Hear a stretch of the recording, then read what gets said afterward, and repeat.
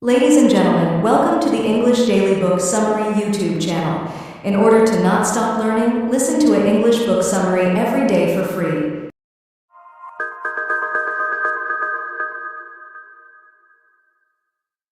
Gabriele Oettingen, Rethinking Positive Thinking, Inside the New Science of Motivation.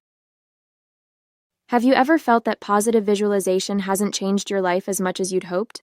Have you ever wondered why those vision boards and affirmations haven't manifested your dreams? While our culture celebrates the power of positive thinking, 2 decades of research reveal a surprising truth. Fantasizing about success can actually hold you back. In this blink, we'll explore how, from weight loss to career advancement, positive thinking can sometimes backfire. More importantly, you'll discover a practical, research-backed technique that harnesses both optimism and realism to achieve your goals. Whether you're trying to advance your career, improve your relationships, or make any meaningful kind of change, you'll learn why facing reality might be the most positive thing you can do. The positive thinking trap. Dream big, they say. Visualize your best life. Picture yourself crushing your goals.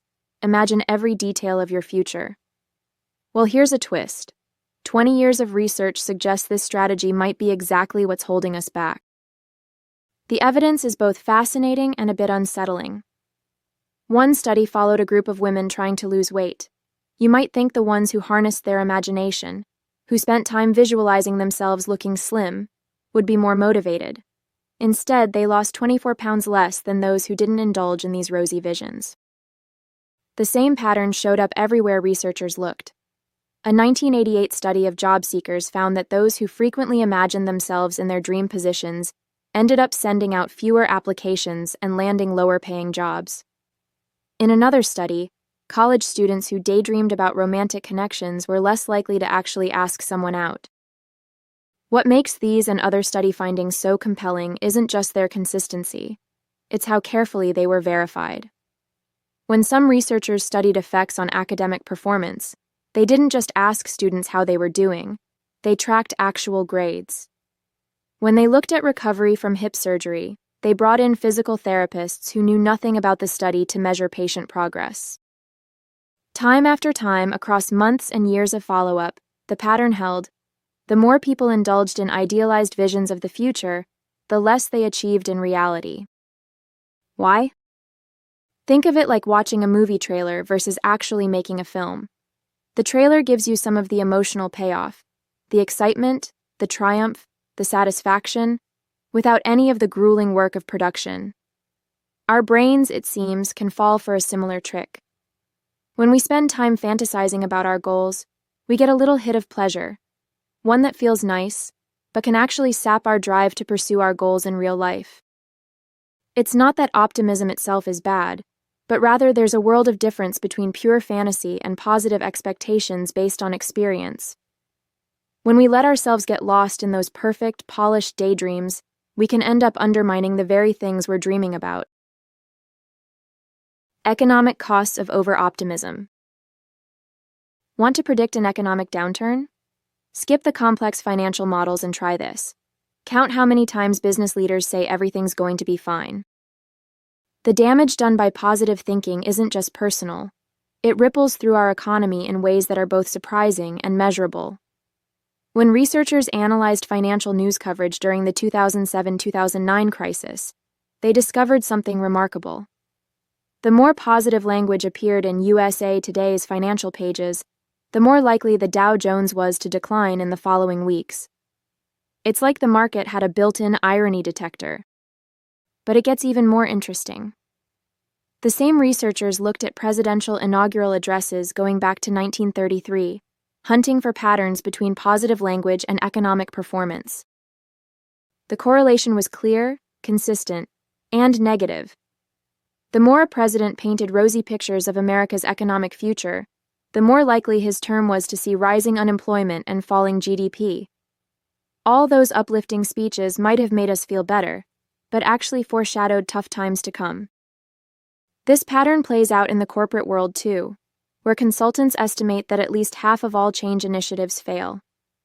While companies love to blame poor communication or insufficient funding, there's a deeper issue at play. Just like individuals who daydream about weight loss instead of hitting the gym, organizations can get caught up in the feel-good story of innovation while skipping the hard work of execution. It's one reason why so many startups fail in their first 5 years. They're often better at dreaming up the next big thing than doing the unglamorous work of building a sustainable business. 2 kinds of positive thinking. The next time someone tells you to think positive, you might want to ask them to be more specific. As it happens, not all positive thinking is created equal. When it comes to optimism, we've actually been lumping 2 fundamentally different mental processes under one label. The first is what psychologists call positive expectations. This is the kind of optimism that comes from looking at your past successes and concluding, reasonably, that you'll succeed again. Think of a baseball player who's been hitting .300 all season feeling confident about their next time at bat. That kind of optimism, grounded in experience, actually does help people achieve their goals. But there's also its seductive cousin, the free-floating fantasy. This one is untethered from reality.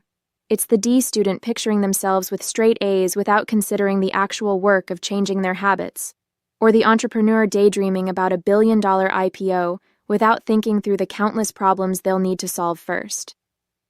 This is the kind of positive thinking that seems to short-circuit our motivation. The psychology behind this distinction is fascinating. When we engage in pure fantasy, our brains respond as if we've already achieved our goal, triggering the same reward circuits that fire when we actually succeed. It feels good, and yet that's the problem. Instead of motivating us, these pleasant daydreams serve as a kind of mental substitute for real achievement. They give us just enough emotional satisfaction to take the edge off, while allowing us to avoid confronting the obstacles and challenges that stand between us and our goals. It's like our brains can't tell the difference between visualizing success and actually achieving it. The distinction between reality-based and fantasy-positive thinking matters. Why? Because Western culture, particularly in the US, has developed an almost religious devotion to positive thinking. We paste inspirational quotes on office walls, tell our kids they can be anything they dream of, and treat any hint of negative thinking as if it's contagious. Indeed, expressing doubt or concern can get you labeled as a downer or not being a team player. This cult of optimism runs so deep that different attitudes can be jarring. In many European countries, for instance, people think nothing of answering, "How are you?" with an honest account of their troubles. But in the United States, people are more likely to habitually give a positive response regardless of reality. The problem isn't optimism itself. It's that we've stopped distinguishing between grounded confidence and wishful thinking. Understanding this difference, and learning to recognize when we're slipping into unproductive fantasy, might be the first step toward actually achieving our goals, instead of just dreaming about them. Turn up the contrast. So if simply daydreaming about success can backfire, how should we think about our goals? The author has developed a technique that offers the benefits of optimism without its pitfalls. It's called mental contrasting. Unlike pure positive thinking, this approach harnesses both our dreams and our sense of realism. Here's how it works. First, choose a specific goal that matters to you. It could be anything from improving a relationship to advancing your career. Take a moment to write it down in 3 or 4 key words. Then, let yourself fully explore the best possible outcome. What would success look like? How would it feel? What would change in your life if you succeed? Give yourself permission to dream vividly and freely. But here's where mental contrasting differs from traditional visualization. After imagining your ideal future, make a pivot. Try to identify the main obstacle standing in your way. What within you, not external circumstances, makes achieving this goal challenging? Maybe it's self-doubt, procrastination, or fear of conflict. The key is to be honest about internal barriers, as opposed to solely external ones. Research shows this combination is remarkably effective. When people use mental contrasting with achievable goals, they become more energized and take more concrete actions toward success. But equally important, when goals aren't realistic, The technique helps people recognize this fact and redirect their energy towards something more attainable. This selective effect is part of what makes mental contrasting so useful. It's not just about motivation, but about figuring out which goals to pursue. The technique helps you to invest energy where it's likely to pay off, while disengaging from what might waste your time. The research is clear. People who use mental contrasting take more action, make better plans, and ultimately achieve more than those who either just fantasize or just dwell on obstacles. The WHOOP technique. While mental contrasting has demonstrable power, there's a way to make it even more powerful. How? By bridging the gap between recognizing our obstacles and dealing with them when they arise. We do this through an even more powerful technique, WHOOP. WHOOP stands for wish, outcome, obstacle, plan, and it's that final step that makes all the difference. While the first 3 steps mirror mental contrasting, WHOOP adds a crucial element, creating specific if-then plans for when you encounter your obstacles. This planning step turns insight into action. Here's how to create effective if-then plans. Once you've identified your internal obstacle, ask yourself, when and where is this obstacle most likely to appear? Be specific. Then create a clear statement in this format. If obstacle X occurs, then I will take action Y. For example, if your obstacle is procrastination, your plan might be, if I open my laptop and feel the urge to check social media instead of working, then I will immediately close all browser tabs and set a 25-minute timer.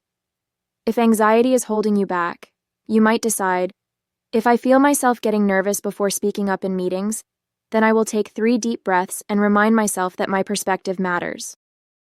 The key is being precise about both the trigger, the if, and your response, the then. You can also create plans to prevent obstacles. If I sit down at my desk in the morning, then I will turn off phone notifications. Or you can plan to seize opportunities. If I have a free moment between meetings, then I will review my presentation notes. These if-then plans are deceptively powerful. They work by programming your brain to respond automatically when obstacles arise, bypassing the need for in-the-moment willpower.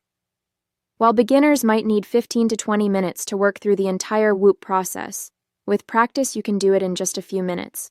You can do it mentally during your morning coffee, write it down in a journal, or use it right before facing a challenge.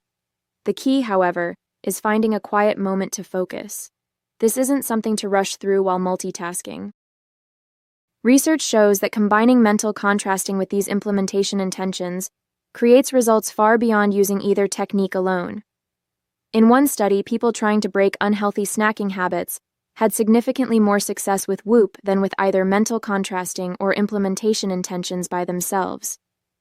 The technique seems to create a powerful synergy. Mental contrasting helps you identify the right goals and obstacles, while the planning step prepares you to overcome those obstacles when they actually appear.